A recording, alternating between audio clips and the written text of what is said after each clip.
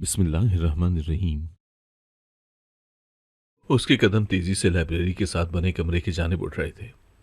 सफेद दूधिया चेहरा, नाजुक नैन नक्श, गुलाबी गाल। वो देखने में बिल्कुल किसी छुई मुई नाजुक गुड़िया की तरह लग रही थी कि जैसे जोर का हाथ भी लगाया तो वो टूट जाएगी। लाइब्रेरी के साथ वाले कमरे के बाहर रुककर उसने एक गहरा सांस हवा के सुपुर्द किया और इधर उधर देखा। पूरा कॉरिडोर खाली पड़ा था। लाइब्रेरी रूम के आगे भी ताला पड़ा हुआ था। उसने दरवाजे को अंदर की जानिब धकेला, जो कि खुलता चला गया। वो जैसे ही अंदर दाखिल हुई, कमरे का दरवाजा एकदम बंद हो गया। कमरे में चलने वाली इकलौती लाइट भी बंद हो गई थी। पूरा कमरा अंधेरे में डूब गया। उसने जल्दी से पीछे मुड़कर दरवाजे का लॉक घुमाया, लेकिन वो बाहर से लॉक हो गया था। उसने हेल्प हेल्प की आवाजें लगाई। कोई है यहां? कोई है यहां? मुझे निकालो यहां से, प्लीज, मुझे डर लग रहा है। निकालो मुझे। कोई तो दरवाजा खोलो। कोई मुझे सुन रहा है? कोई है यहां? प्लीज मेरी मदद करो, मेरी मदद करो। ये डोर खुल नहीं रहा। मैं अंदर लॉक हो गई हूं। एकदम उसे अपनी पुश्त पर किसी की मौजूदगी का एहसास हुआ। वो जैसे ही पीछे मुड़ी, उसकी दिलरोज चीखें पूरे कमरे में गूंजने लगी। कुछ देर बाद दरवाजा खुला और 4 मकरूह चेहरे कह कहा लगाते हुए कमरे से बरामद हुए, ये जाने बगैर कि पीछे वो नाजुक वजूद किस हाल में है। वो गहरी नींद में अपनी जिंदगी के हसीन ख्वाब देख रही थी। उसकी अम्मा की बार बार आती आवाज उसके सपने की दुनिया में डिस्टर्बेंस पैदा कर रही थी। इससे पहले कि वो अपने शहजादे का प्रपोजल कबूल करके उसके साथ अपने ख्वाबों के महल में जाती, अचानक कमर पर पड़ती अम्मा की चप्पल उसे होश की दुनिया में ले आई। आज उसका कॉलेज में पहला दिन था। 7 बज गए थे, लेकिन वो अभी तक गधे घोड़े बेचकर सो रही थी। अम्मा कितनी ही बार आकर उसको जगा गई थी, लेकिन उसके कानों पर जूं तक न रेंगी थी। लेकिन अब उसकी मां की बर्दाश्त खत्म हो चुकी थी। अब की बार वो आवाज पैदा किए बगैर हाथ में चप्पल लिए बरामद हुई और बिस्तर पर ही उसे चप्पल से धोकर रख दिया। उठ जा महारानी, उठ जा। यहां मेरी नींदी उड़ाकर कैसे यहां बेहोशी की नींद सो रही है? कैसे वहां 30,000 उन मंगतों के मत्थे मारकर तू यहां सुकून से बेसुध पड़ी है? अब उठ रही है या मुर्दों से शर्त लगाकर सो रही है? उठ जा, नहीं तो तेरी तो मैं। कहते साथ ही उसकी अम्मा ने फिर से चप्पल उसकी तरफ तानी। वो फौरन से भागकर वॉशरूम में जा घुसी। उसकी अम्मा को अब तक 30,000 का मलाल था, जो कल उसके अब्बा ने अपनी इकलौती मोटरसाइकिल बेचकर उसके कॉलेज में दाखिला कराने के लिए जमा करवाए थे। कल से मुताद्दिद बार उसकी मां कॉलेज वालों को मांगता कह चुकी थी, जिन्होंने एक ही पल में उसके अब्बा से 30,000 मांग लिए थे। रात देर तक जागते रहने के बायस उसकी आंख नहीं खुली थी, जिसका उसकी अम्मा ने भरपूर फायदा उठाया था और एक ही बार में उससे अपने अगले पिछले सारे हिसाब चुकता कर लिए थे। वो जल्दी से नहाकर बाहर आई और किचन में गई। वहां नाश्ता देखकर उसका हलक तक कड़वा हो गया। उसका पारा आसमान पर पहुंच गया था। अम्मा, आज तो कुछ मंगवा लेती बाजार से। अब मैं ये खाकर कॉलेज जाऊंगी। सारा दिन मुझसे देसी घी की स्मेल आती रहेगी। उसने सामने पड़े देसी घी के पराठे को देखते हुए कहा, तुझे बोला भी था मैंने कॉलेज जाना है। कुछ ब्रेड व्रेड मंगवा कर 1-2 सैंडविच ही बना देती। अम्मा ने घूरती हुई नजरों से उसकी तरफ देखा और कहा, तुझे कितनी बार कहा है, रिस्क की नाशुक्री नहीं करते। और रोजाना तो तू बड़े शौक से खाती है। उस वक्त तो तुझे कोई स्मेल नहीं आती। आज इसको सैंडविच खाने हैं, चुपचाप इसे खा ले। मैं अब तेरे मुंह से कोई और आवाज न सुनूं। अम्मा उसको डांटती हुई बोली। उसने जहर मारकर 2-4 लुकमे लिए और पानी का गिलास उठाकर मुंह से लगाया और बैग उठाकर बाहर आ गई। अब रिक्शों और बसों में ख्वार होना पड़ेगा, उसने खुद से कहा और जाकर सड़क के किनारे खड़ी हो गई। 2 मिनट बाद एक रिक्शा आकर उसके पास रुका। जी बाजी, कहाँ जाना है? उसका बाजी कहना उसे जरा पसंद नहीं आया था। उसने कहा, गर्ल्स कॉलेज जाना है। कितना लोगे? 250 रुपये में ले जाऊंगा बाजी। 250 का सुनकर उसका मुंह खुल गया। होश में तो हो तुम? सुबह सुबह कोई नशा किया है क्या? 250 में तो पूरा शहर फिर कर आ जाऊं मैं। जाओ तुम, मुझे नहीं जाना। वो उसे छोड़कर आगे चल पड़ी। वो बाजी बाजी करता ही रहा। कुछ आगे जाकर एक और रिक्शा खड़ा था। उसका ड्राइवर एक बूढ़ा आदमी था। उसने घड़ी में टाइम देखा तो कॉलेज लगने में 15 मिनट बाकी थे। वो उस रक्शे में बैठ गई और उसे चलने का कहा, क्योंकि वो पहले दिन कॉलेज से लेट नहीं होना चाहती थी। कॉलेज के थोड़ा पीछे ही उसने रक्षा रुकवा दिया और उतरकर उसको 150 रुपये दिए और कॉलेज के गेट पार करके कॉलेज में दाखिल हो गई। पहला दिन होने की वजह से कुछ खास रश नहीं था। वो भी अपनी क्लास ढूंढती उसमें दाखिल हो गई। पहला दिन तो तारुफ में ही गुजर गया। दिन गुजरते गए और उसका कॉलेज में दिल लग गया था। वो पढ़ाई में कुछ खास अच्छी न थी, बस ज्यादातर घूमना फिरना ही उसका मशगला था। घर में उसका दम घुटता था, इसीलिए कॉलेज आ जाती। उसे दूसरों को तंग करने में बड़ा मजा आता था। उसकी आदत ही यही थी और हर रोज कोई ना कोई उसकी इस आदत का शिकार हो ही जाता था। अम्मा से कई बार उसे इस बात पर डांट पड़ चुकी थी, लेकिन वो बेचारी आदत से मजबूर थी। कभी बात ना आती, एक कान से सुनती और दूसरे से निकाल देती। नित नई शरारतें उसकी तबीयत का खासा थी, लेकिन वो नहीं जानती थी कि एक दिन उसे इस सब की कितनी भारी कीमत चुकानी पड़ेगी और उसका मजाक एक दिन उसी पर भारी पड़ जाएगा। उसके साथ वो होना था जो किसी ने सपने में भी ना सोचा था। हस्ब मामूल वो अपने ग्रुप के साथ बैठी किसी शैतानी मंसूबे को बनाने में मशगूल थी। यहां उसको अपनी जैसी खुराफाती दिमाग वालियां मिल गई थीं। उनके चेहरे से शैतानी छलक रही थी और होठों पर पुरस्कार मुस्कुराहट। वो इस वक्त कॉलेज के बेसमेंट में बैठी हुई थी। इस तरफ स्टूडेंट का आना ममनू था, लेकिन वो किसी की बात सुन ले ऐसा मुमकिन ही कहा था। वो अपने साथ साथ बाकी तीनों को भी घसीट लाई थी। देखा जाए तो वही उनकी मास्टरमाइंड थी। वो सर आपस में जोड़े कुछ न कुछ सोचती और फिर खुद ही उसको रद्द कर देती। आखिर कुछ देर बाद उसने अपना प्लान बताया, जिसे सुनकर वो तीनों हमेशा की तरह आशश कर उठी। वाह यार, तूने तो कमाल कर दिया, ये आइडिया मेरे जहन में क्यों नहीं आया? उनमें से एक उसकी तरफ सताइशी नजरों से देखती हुई बोली। उसने फखरी अंदाज में अपना कॉलर झटका। बस क्या करें, हमने कभी गुरूर नहीं किया। वो इस वक्त एक अमीर बाप की इंतहाई बिगड़ी हुई औलाद लग रही थी। तो फिर डन हो गया। आज से ठीक 2 दिन बाद उन्होंने जूस के गिलास उठाए, आपस में मिलाए और चेयर्स अप करके गिलास खाली करने लगी। उसके बाद वो वहां से उठ खड़ी हुई और छुपते छुपाते वहां से निकल आई। खैर, अब तो वो इस काम में माहिर हो गई थी। उनके इरादे सही नहीं लग रहे थे। जाने वो क्या करने जा रही थी।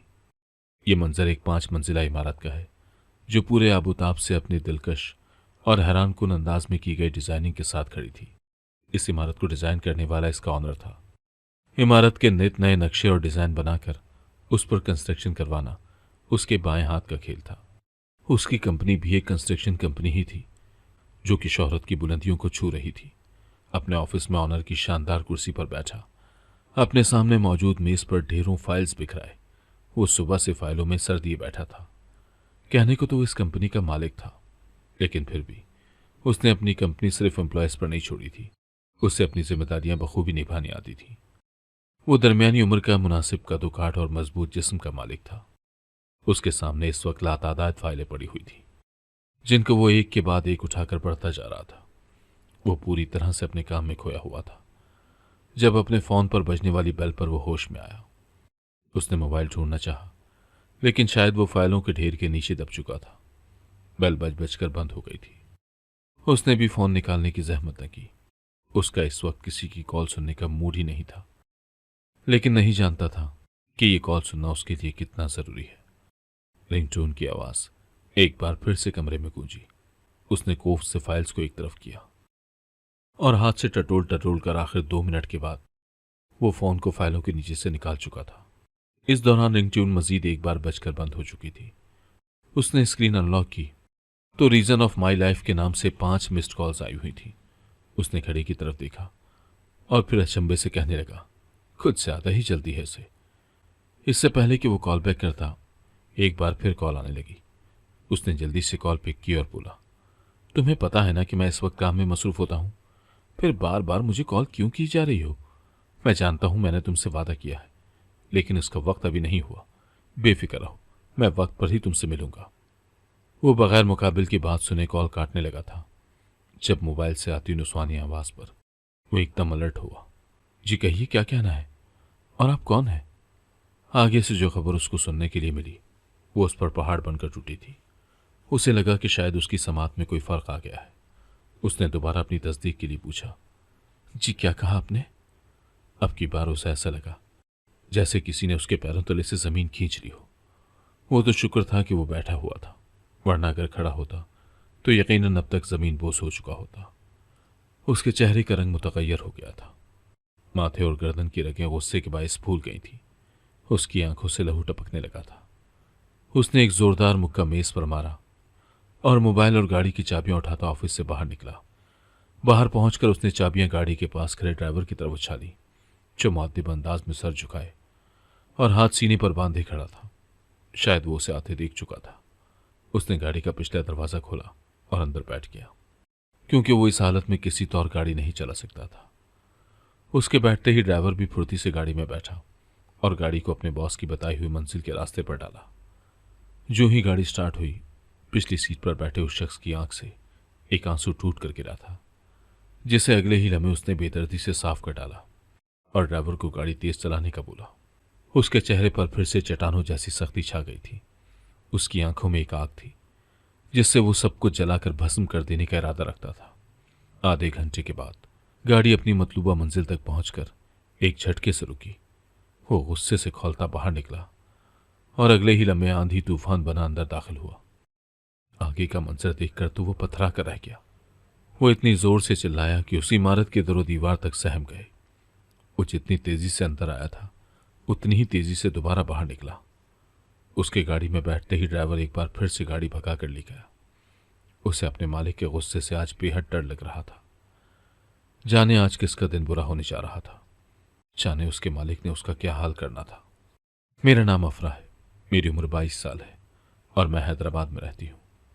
मेरी अम्मा घरेलू खातून है, जबकि अब्बा एक कंपनी में गार्ड की नौकरी करता है। हमारा ताल्लुक मिडिल क्लास घराने से था, जहां दिन का खाकर ये नहीं पता होता था कि रात को क्या खाएंगे और कहां से खाएंगे। अब्बा की तनख्वाह इतनी कम भी न थी, लेकिन मेरी नज़र में वो मामूली ही थी। अब्बा की तनख्वाह को डबल कर लो तो उतने की तो मैं सिर्फ अपनी पॉकेट मनी की ख्वाहिशमंद थी।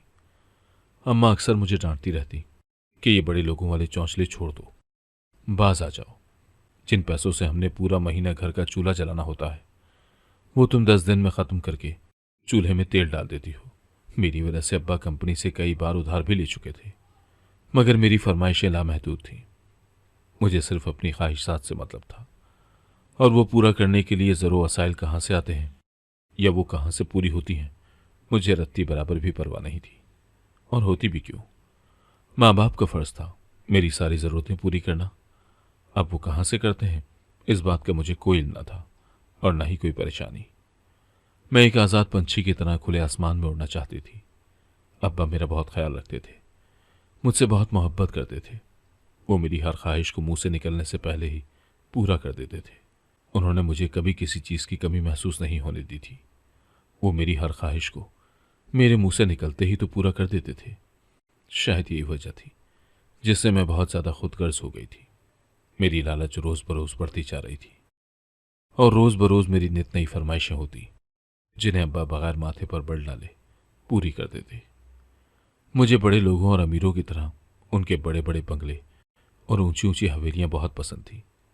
जब मैं किसी की बड़ी चमचमाती गाड़ी को देखती तो मेरे दिल में हसरत पैदा होती कि काश मेरी भी ऐसी ही बड़ी बड़ी चमचमाती गाड़ियां होती, जिनकी आरामदेह सीटों पर बैठकर मैं सफ़र करती।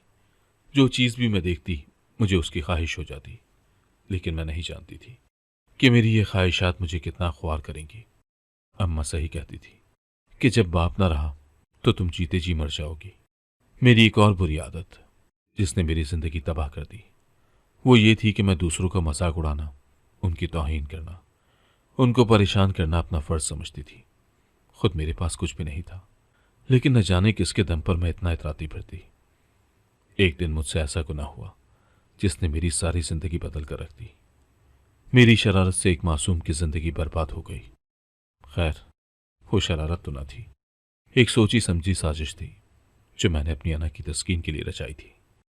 लेकिन मैं नहीं जानती थी कि इसका अंजाम इतना भयानक होगा कि मेरी सारी अकड़, मेरा सारा गुरूर पाश पाश हो जाएगा। मुझे अंदाज़ा हो गया था कि ये सब सही नहीं है, लेकिन जब मुझे अदराक हुआ तब तक तो बहुत देर हो चुकी थी। मैं जब वहां पहुंची तो मेरे पैरों तले से ज़मीन ही निकल गई। मेरे सामने आज अब्बा के मालिक ने कोई दावत रखी थी जिसमें तमाम वर्कर्स, गार्ड, ड्राइवर, तमाम के तमाम लोगों को उनकी फैमिलीज के साथ खाने पर मदऊ किया गया था। दावत दिन 2 बजे की थी और इस वाकई को 4 साल गुजर गए थे। उसके बाद मैंने किसी को भी तंग करने से तौबा कर ली थी। अब तो मैंने अपनी ख्वाहिशात भी कम कर ली थी। मैं बैठी अपने मोबाइल में मगन थी जब अम्मा कमरे में आई। अफरा, अब तैयार भी हो जाओ, 12:30 का वक्त हो गया है।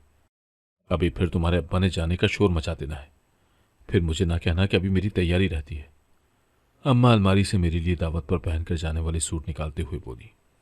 मैंने अम्मा के हाथ से कपड़े लिए और वॉशरूम में चली गई। फ्रेश होकर आई, अपने बाल खुश्क किए और एक अच्छा सा हेयर स्टाइल बनाया। फिर थोड़ा सा मेकअप करके अपना बैग उठाकर उसमें मोबाइल वगैरह डाला और बाहर आ गई। अम्मा भी तैयार थी। अब्बा टैक्सी लेने गया हुआ था। थोड़ी देर में टैक्सी आ गई।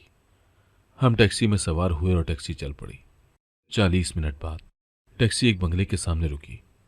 मैंने जैसे ही नीचे उतरकर बंगले की तरफ नजरें की तो मेरी नजरें फटी की फटी रह गई। मारे हैरत के मेरा पूरा मुंह खुल गया था। इतना बड़ा और इतना खूबसूरत बंगला। काश मेरी शादी भी किसी अमीर कबीर शख्स से हो जाए, फिर तो मैं ऐश करूंगी। मेरे दिल में बेसाख्ता ख्याल आया था।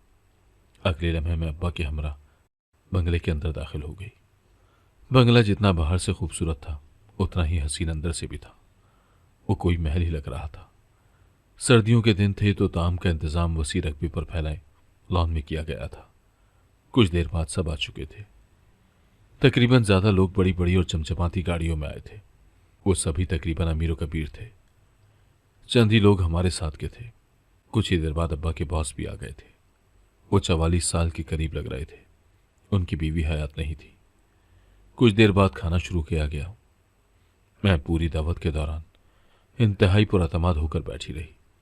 मैंने किसी को भी ये महसूस ना होने दिया था कि मैं एक गार्ड की बेटी हूं। दावत शानदार रही थी। शाम के 6 बजे हम लोग वहां से घर आए। मेरे जहन में बार बार वो बंगला और उसकी खूबसूरती गर्दिश कर रही थी। वो उसके पास बैठा उसके मोबाइल पर कुछ देखता रहा। फिर अचानक वो चीखने लगी और मोबाइल को खुद से दूर फेंकने लगी। क्या हुआ है? क्या हुआ है इसमें? ये वही वही उसके मुंह से कोई बात सुनकर बहुत खुश हुआ था।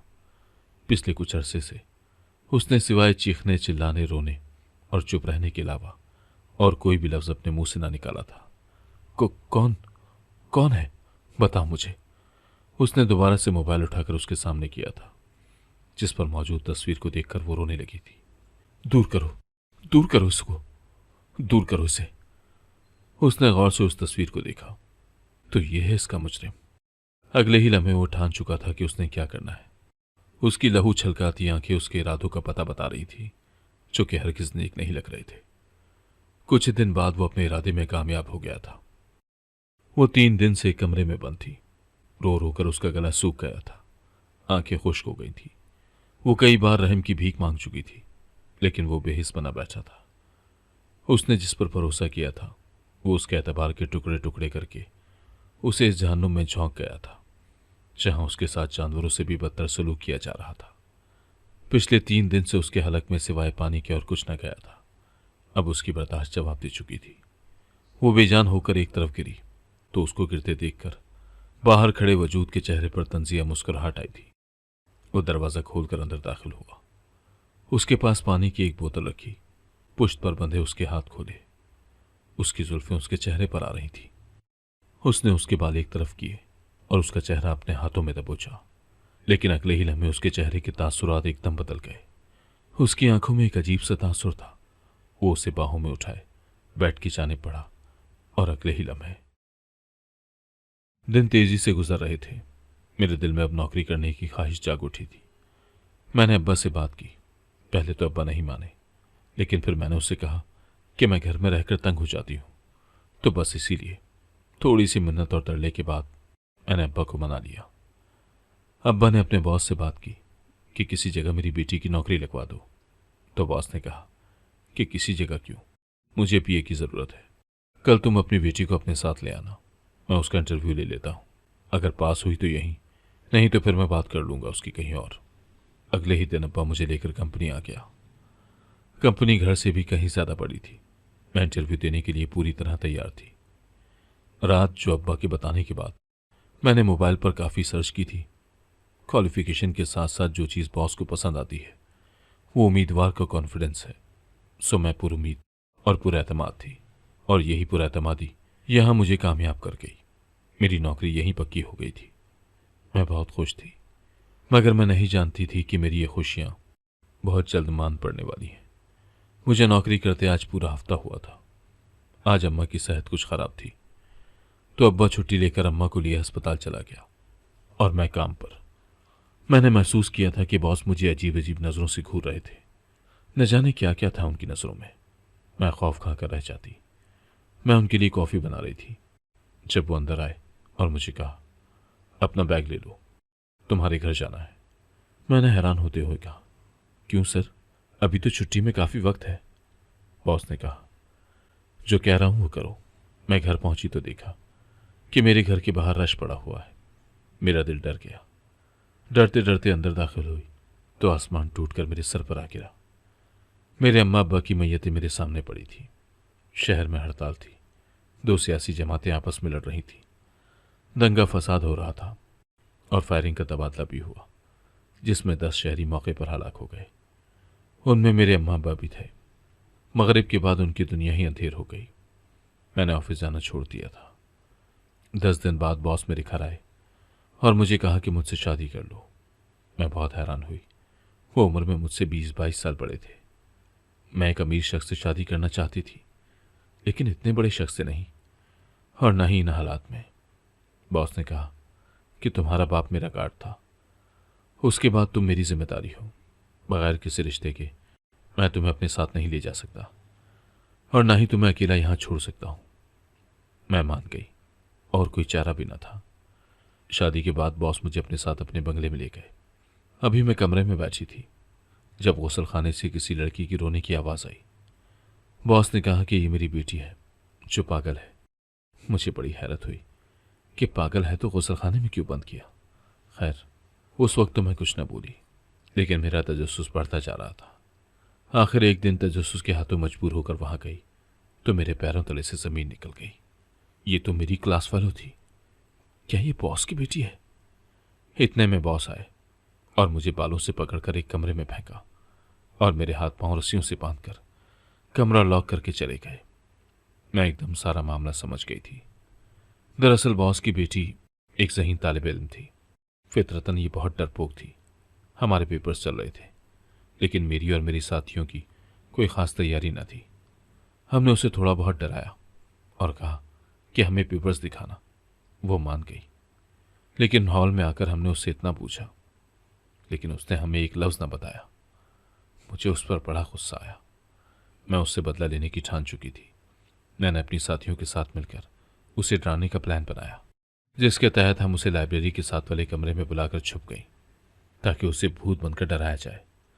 जब वो अंदर आई तो हमने फौरन से लाइट बंद करके अंधेरा कर दिया और नकली दांतों और लाल आंखों से उसे खूब डराया, और वहां से बाहर निकल आई। जब मैं ग्राउंड में पहुंची तो हुमा की दोस्त उसे ढूंढ रही थी। उसने बताया कि हुमा को डार्क फोबिया है। यह सुनकर मुझे कुछ गलत होने का एहसास हुआ। मैं फौरन से भागी, लेकिन देर हो गई थी। गिरने की वजह से हुमा के सर का पिछला हिस्सा बेंच के कोने पर लगा, जिससे उसका दिमाग मुतासिर हो गया। उसे अस्पताल लेकर गए। मुझे खबर मिली कि वो पागल हो गई है। वो हमारे बारे में किसी को ना बता सकी, लेकिन हमारी शक्लें वो लाइट बंद होने से पहले देख चुकी थी। उस दिन जब मैं अब्बा के साथ दावत पर आई थी तो यहाँ तस्वीरें भी बनाई गई थी। बॉस अपनी बेटी को तस्वीरें दिखा रहा था जब उसने मुझे पहचान लिया। ये बात बॉस ने मुझे बाद में बताई थी। बॉस ने मुझसे शादी भी बदला लेने के लिए की थी। भूखे प्यासे उस कमरे में बंद मुझे 3 दिन हो गए थे, और अब भूख से मेरी हालत गैर हो गई थी। मुझे कोई होश ना रहा। जब होश आया तो देखा कि मैं बेड पर थी।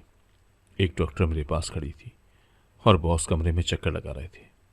डॉक्टर के जाने के बाद मैंने उनसे माफ़ी मांगी तो उन्होंने कहा, अगर मेरी बेटी ने तुम्हें माफ़ कर दिया तो मैं भी कर दूंगा। इतना कहकर वो मुझे बुद्ध बना छोड़कर कमरे से बाहर चले गए थे। कभी कभी जिन गलतियों को हम छोटा समझकर नज़रअंदाज कर देते हैं, वही हमारे लिए सारी जिंदगी के पछतावे का बायस बनती है। अगर आपको आज की कहानी पसंद आई है तो वीडियो को जरूर लाइक कीजिएगा और अपने दोस्तों के साथ भी शेयर कीजिएगा। और हाँ, अगर आपने अभी तक हमारा चैनल सब्सक्राइब नहीं किया तो जरूर सब्सक्राइब करें। मिलते हैं कल एक नई और दिलचस्प कहानी के साथ। अल्लाह हाफिज।